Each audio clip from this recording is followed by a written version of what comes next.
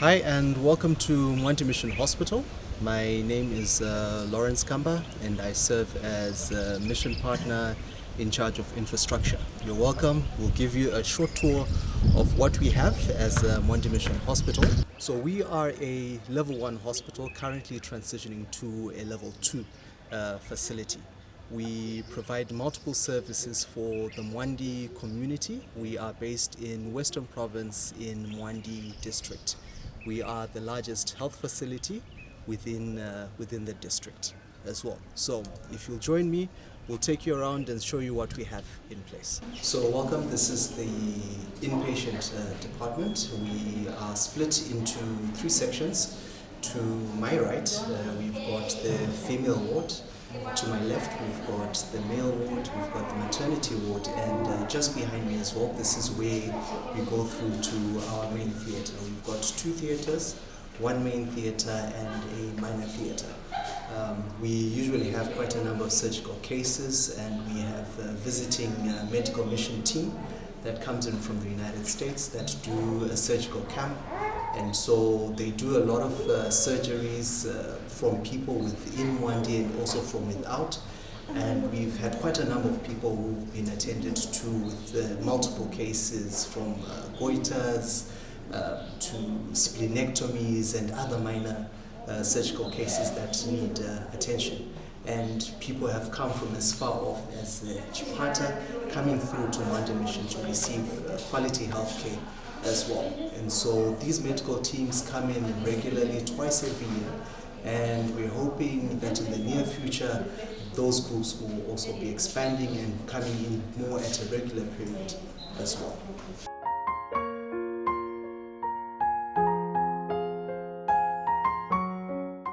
So as part of our expansion and our transition from level 1 to level 2, we've had to do quite a number of interventions to bring our hospital to a certain standard. And one of the things that we've had to do is we've had to install oxygen within the hospital. We've got an oxygen plant, and then we have that oxygen piped into our facility as well. So at beds within the hospital, we've got oxygen that comes through as well. Another intervention that we've also done is also putting in a backup power supply, which is a solar system that also helps in the event that we've got a power failure. We've got a power plant that allows our hospital to function and run. And so essential beds and places like the female ward where you've got oxygen, you need a power supply, as well as the theatre also is running off the same solar system. This ensures that any medical cases, any emergencies can be attended to without having to worry a lot about power supply disappearing. And so those are some of the interventions that we are constantly doing and taking to ensure that the facility is always 100% and available to provide quality healthcare to our people.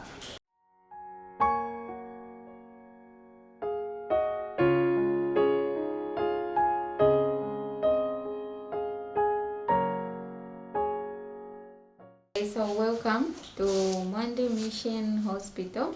This is the theatre for Mwandi Mission Hospital. So we have two theatres. We have minor theatre and major theatre that side. So I'm going to show you around. So now we are in major theatre, and in here we have theatre beds, the anesthesia machines there. We also have cupboards where we put our sutures, where we keep our sutures. We have tables where we keep our gloves. We also have trolleys that we use for instruments when during the procedures. We also have this one that we use for separating and also gum. We also have a table where we record our twins. We also have drums where we put our sterile swabs and photons from there. So apart from that, we have that bed, that's a small bed for the babies, for the deliveries. Okay. So in this one, we do the procedures that we do from the major theatre, major procedures like laparotomy, hernias, debridement. We also do cesarean section. As you have seen, the direct entry for maternity there from here. Just go to maternity. We do scissors from here. So that's the thing for the major theatre. Okay. So this door is the direct entry for maternity in case of cesarean section. So this is where they come from. We have a red light here that's drawn here, as you can see it's red. So they can't come in, and we also can't go that side. So when they bring the patient, we just spread a cloth that has jig. The patient steps on it, then the patient comes in. We receive from here, the patient comes in. When they go back, they can't walk, so we use this bed. You can just crawl it to maternity. They take their patient and they crawl it back here.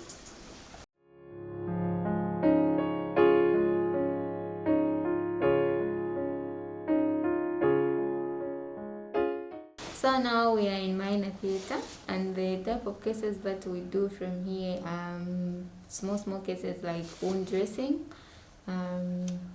also fallen body material removal, and circumcision. Mostly that's what they do from here. So those are just some of the cases that they do. It's minor cases.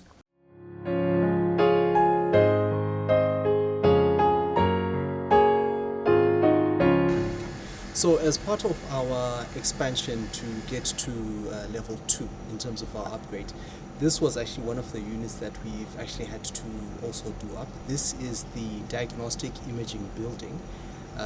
This is the newest building that we've actually recently finished. So we've actually just done the furnishings, and we are actually awaiting for support from GRZ, who have promised to give us an X-ray and a CT scan. So come on inside, and then we'll show you what is in there.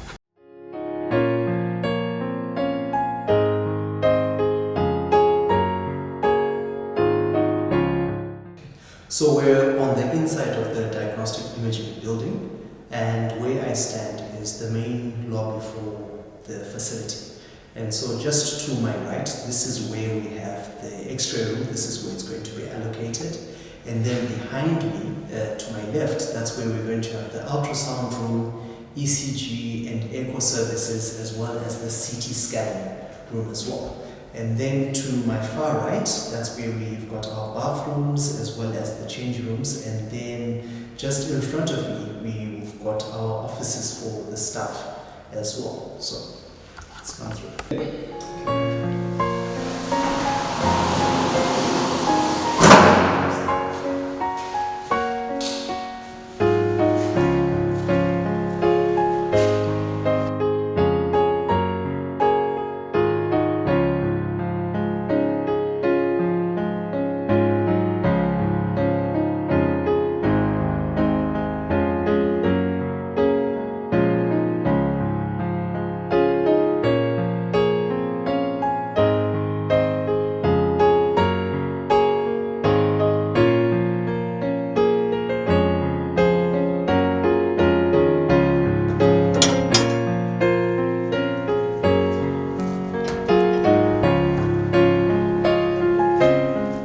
So where we're standing now, this is our mini solar plant.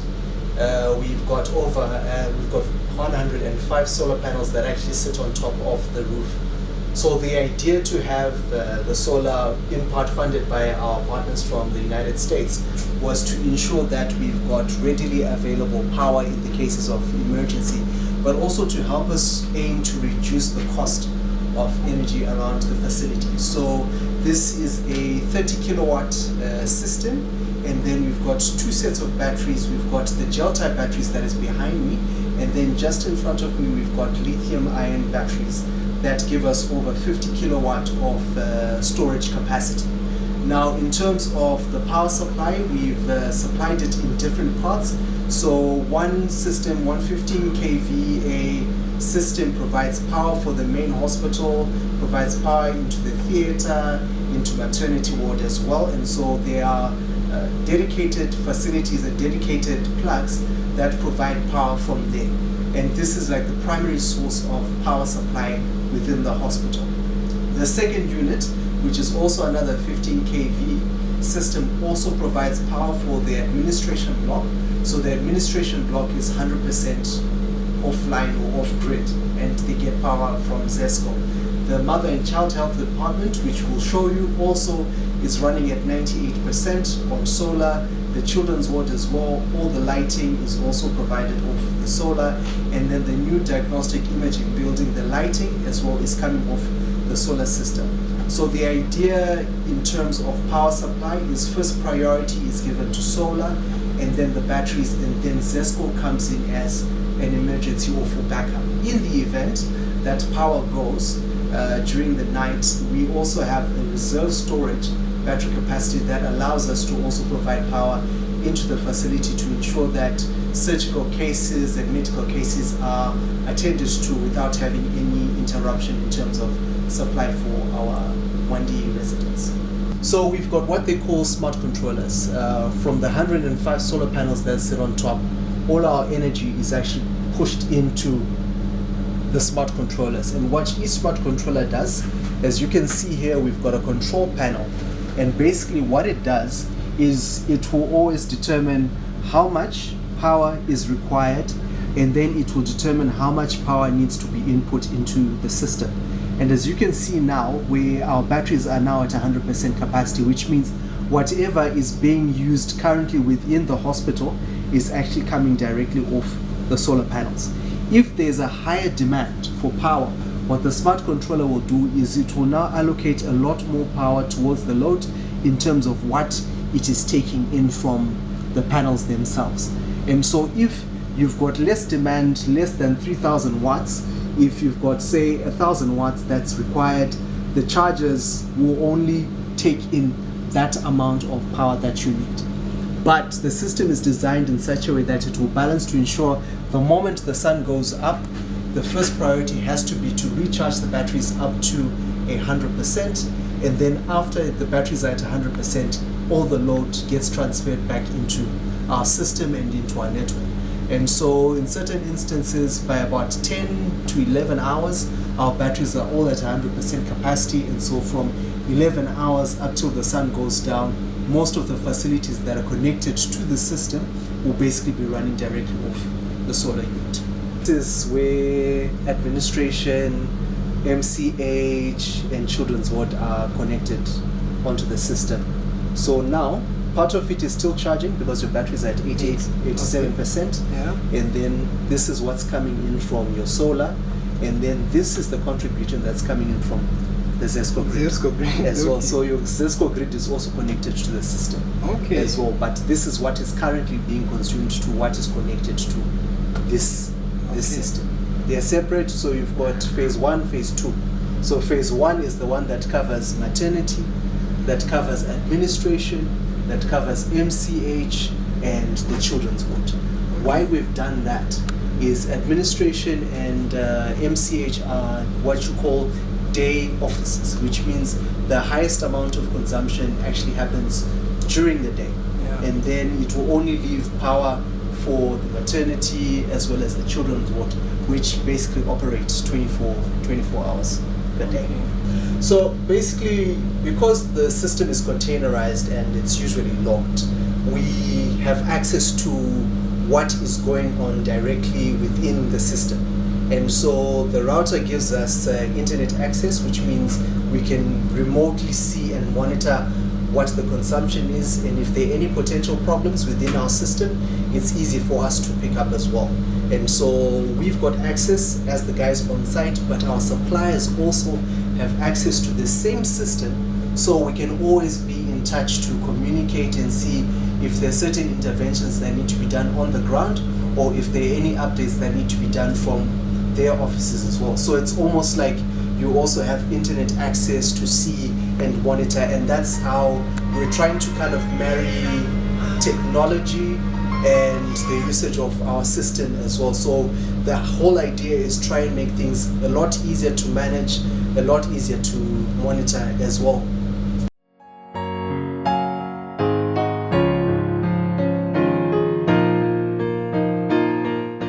So welcome to our oxygen plant. This plant was installed in 2022, and so we've got two parts to this system. The idea is to provide oxygen to our facilities, so theatre and the main ward. So all the oxygen that comes from here is actually piped through into the facility. And so just to my right here, we've got the oxygen manifold. This is where you actually put cylinders in, and you with the cylinders with oxygen, and then this feeds into the same pipeline. And then just to my left is a oxygen plant, the machine, the generator itself, the one that makes medical oxygen for the hospital, and our aim is to provide also oxygen for our communities beyond and our connecting sister hospitals within other districts. And so our system has got a capacity to do 8 standard oxygen cylinders in over a 12-hour period, and so it ensures that we already have a ready supply of oxygen for usage within our facility, but also for those who would need to get oxygen as well. They're also able to come through to Mwandi and be able to get the same oxygen. And so with medical oxygen, the idea is to ensure that we have oxygen in at 93 to 94% plus percent in terms of the purity. That ensures that our patients get the best oxygen as well. And this is one of the interventions that we've also had to do as part of our level 2 expansion program.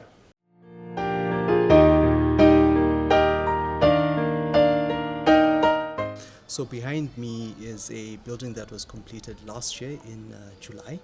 This is the Mother and Child Health Department. It is split into units where you have got postnatal, antenatal, as well as treatment and testing for HIV and AIDS. And they also have the under 5 clinic as well that is also conducted here. So this is also part and parcel of our expansion to level 2 as well, and this block in part funded by the American partners. And then to my right is where we shall extend out the open area. This is where the nutrition block is actually going to be. So this is our next project after we've completed the diagnostic imaging, and hopefully this building work should start in August, and before the end of the year the nutrition block should also be commissioned. So, as people say that water is life, and Mwandi Mission Hospital also falls into the same category. There is a great need for water as well for usage around the facility, and considering that it's a hospital, there is always going to be a great demand for water. And one of the interventions done by our partners has been to ensure that we provide quality water as well for not only the residents of the Mwandi Mission compound, but also for our patients who are within Mwandi Mission Hospital. So we'll take you through the system and then give you a better issue and shed better light into what is there. What we have, our extraction point, we get water direct from the river, and from there we have a filtration system, a disc filters that kind of filter out the dirty particles of water. And then in terms of storage, that was one of the challenges that we had. In the event that power goes, we wouldn't have any water to back up to provide into the facility. And so where we're standing, we have got 4 by 40,000 liter water tanks. So this is 160,000 liters that we have available. And then we've got 15,000 liters of water that is actually up on the stand. The whole idea is to ensure that in the event that there is no power, the facility is still able to provide water for usage within theatre, within the different services within the kitchen, and as well for the Mwandi Mission compound.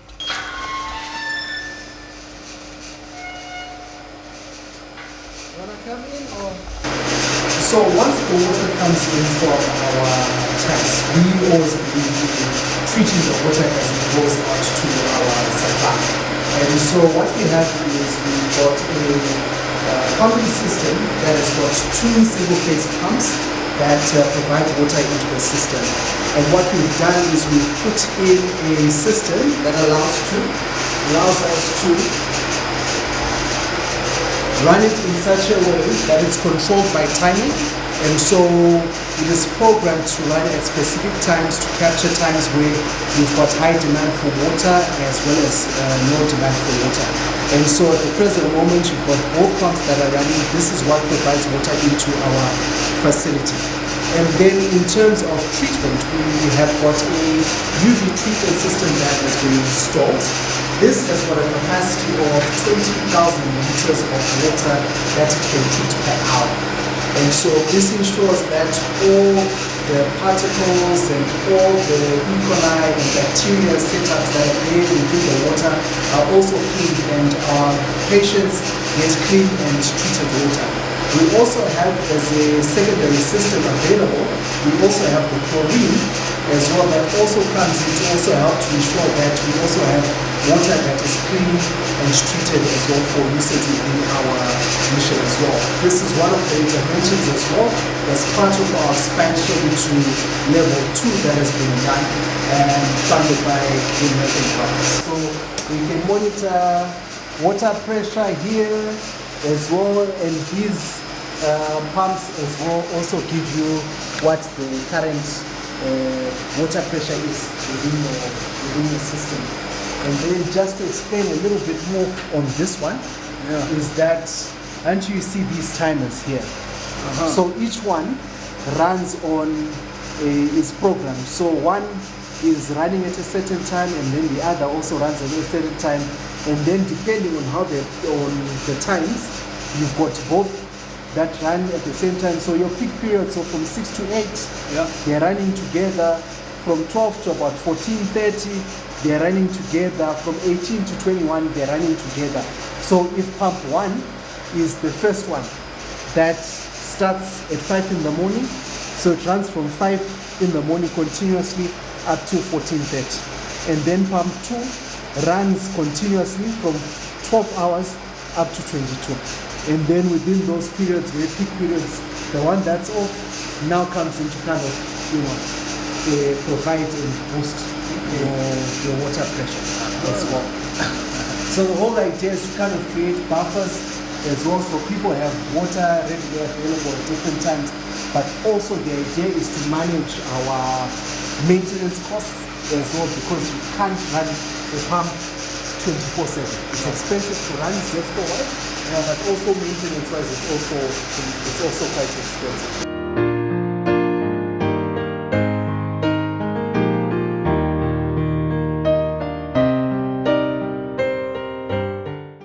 I'm Wisdom Siromba. I'm a biomedical technologist.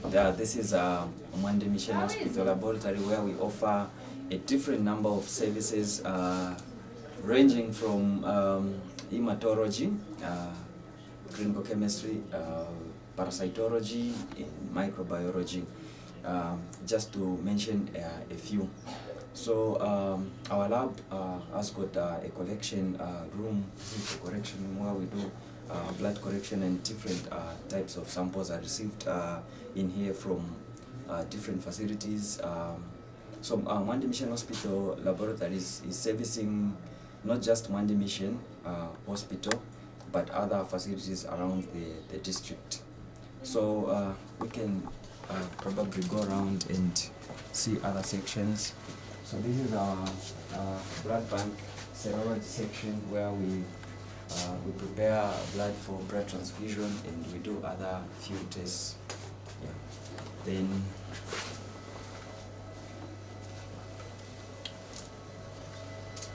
this is our hematology section, where we're running the full blood counts and things like that. Our clinical chemistry.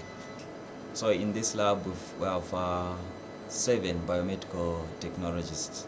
Of course, we've got a few guys who've upgraded to biomedical scientists. In the lab, personnel, they have additional responsibilities apart from running routine samples. So we have Harley is our logistics officer. So right now is updating the system, as it is month end now. We need to do our reports. So as Mwandi Mission Hospital, we are privileged to have the biosafety cabinet in our microbiology lab, which is a plus as the hospital has been upgraded to level 2, a general hospital now. So this is our microbiology parasitology laboratory where we do culture and sensitivity. So basically that's all we are doing at Mwandi Mission Hospital.